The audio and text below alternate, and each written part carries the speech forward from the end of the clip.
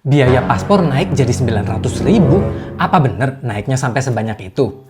Biar nggak salah informasi atau gagal paham, tonton video ini sampai selesai ya. Jangan di skip. Biaya paspor memang ada perubahan. Bisa dibilang naik, bisa juga dibilang enggak. Tahun 2022 kemarin, masa berlaku paspor ada perubahan. Dari yang tadinya 5 tahun jadi 10 tahun. Dengan tarif atau biaya pembuatan paspor yang sama. 350.000 untuk paspor non-elektronik dan 650.000 untuk paspor yang elektronik. Nah, sekarang ada perubahan tarif atau biaya pembuatan paspor tergantung masa berlakunya. Dan perubahan biaya pembuatan paspor ini berlaku mulai tanggal 17 Desember 2024. Begini rinciannya. Paspor biasa non-elektronik dengan masa berlaku sampai 5 tahun, harganya masih sama seperti dulu, Rp350.000. Dan paspor biasa non-elektronik dengan masa berlaku sampai 10 tahun mengalami kenaikan harga jadi Rp650.000, naik Rp300.000. Untuk paspor biasa yang elektronik dengan masa berlaku sampai 5 tahun masih pakai harga yang lama, yaitu Rp650.000. Dan untuk paspor elektronik yang masa berlakunya sampai 10 tahun, harganya naik Rp300.000 jadi Rp950.000. Hampir 1 juta ya. Dikutip dari menpan.go.id, Direktorat Jenderal Imigrasi memberlakukan penyesuaian tarif pembuatan paspor ini dengan tujuan untuk terus meningkatkan pelayanan keimigrasian, memberikan pilihan yang lebih fleksibel, dan menyesuaikan dengan kebutuhan perjalanan masyarakat. Jadi beruntunglah bagi kalian yang sudah bikin paspor yang masa berlakunya sampai 10 tahun dengan tarif yang lama. Lalu dengan kenaikan harga sampai 300 ribuan ini, pasti kalian mikir-mikir, baiknya pilih paspor non-elektronik atau yang elektronik aja? Dan apa baiknya pilih yang masa berlakunya 5 tahun atau ambil yang 10 tahun sekalian? Tapi sebelum saya jawab itu, saya sampaikan syarat-syarat pembuatan paspor yang harus disiapkan.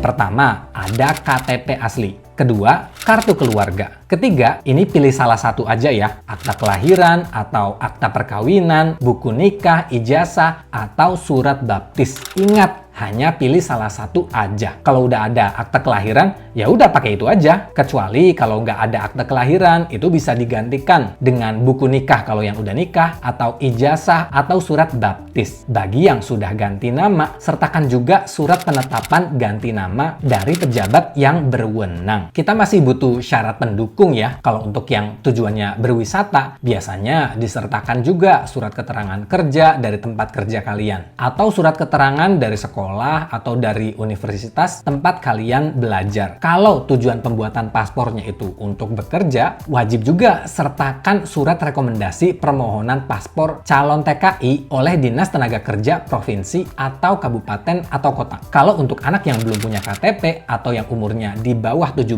tahun, itu bisa pakai KTP orang tua, akte kelahiran si anak, dan buku nikah orang tua. Kalian bisa mengajukan pembuatan paspor ini melalui aplikasi M-Paspor dan isi formulirnya secara lengkap. Catatan penting, bagi yang ada perbedaan di tanggal, bulan, tahun, atau nama di KTP, KK, dan akte kelahirannya, bereskan itu dulu sampai semuanya kelar. Daripada nanti udah bayar mahal-mahal, malah ditolak karena ada perbedaan data. Kan sayang ya duitnya. Jadi baiknya gimana nih? Pilih paspor yang non-elektronik atau yang elektronik?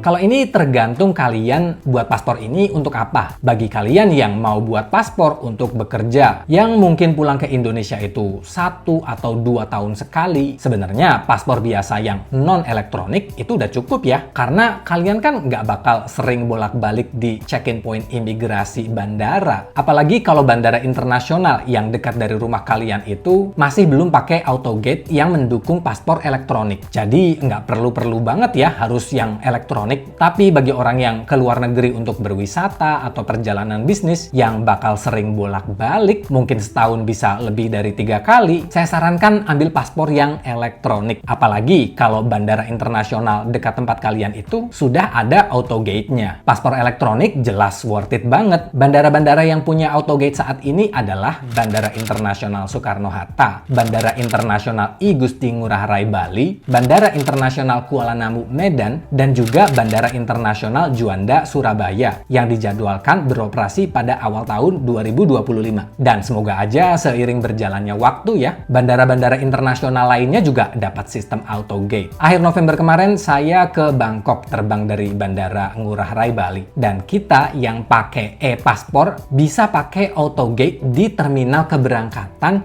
dan juga kedatangan. Prosesnya itu cepet banget, nggak perlu lagi ngantri dan berhadapan dengan petugas imigrasi. Apalagi kalau ketemunya dengan oknum-oknum yang songong, jutek, nanya-nanya yang nggak ada hubungannya sama sekali dengan urusan perjalanan kita, dirasisin, kadang juga dipersulit walau paspor kita sudah banyak stempel visanya dan dokumennya juga lengkap. Ini kayak curhat pribadi ya, soalnya jujur saya pernah dirasisin di Bandara Bali. Nah, dengan melewati autogate, kita jadi nggak perlu lagi bertatap muka dengan petugas imigrasi. Apalagi sampai ketemu oknum jutek rasis, amit-amit deh. Kecuali saat sistem autogate-nya sedang bermasalah. Tapi kan itu juga nggak setiap saat ya. Selagi dokumen perjalanan kita itu lengkap, semua data juga benar, pasti lolos dan autogate-nya terbuka. Nah, kalau kalian sudah menentukan pilih paspor elektronik atau yang non-elektronik, kira-kira baiknya pilih yang masa berlakunya 5 tahun aja atau sekalian 10 tahun. Berhubung ada kenaikan harga 300.000 kalau pilih yang 10 tahun. Nah, bagi kalian yang ke luar negeri, contohnya untuk umroh atau mungkin ambil paket tur ke luar negeri dan umur juga bisa dibilang nggak muda lagi, yang mungkin membuat paspor itu hanya untuk kegiatan tersebut. Menurut saya paspor yang masa berlakunya 5 tahun itu juga udah cukup ya. Tapi bagi kalian yang masih muda, masih pengen bepergian ke luar negeri kalau ada uang, atau bagi kalian yang kuliah atau kerja di luar negeri, baiknya ambil paspor yang masa berlakunya 10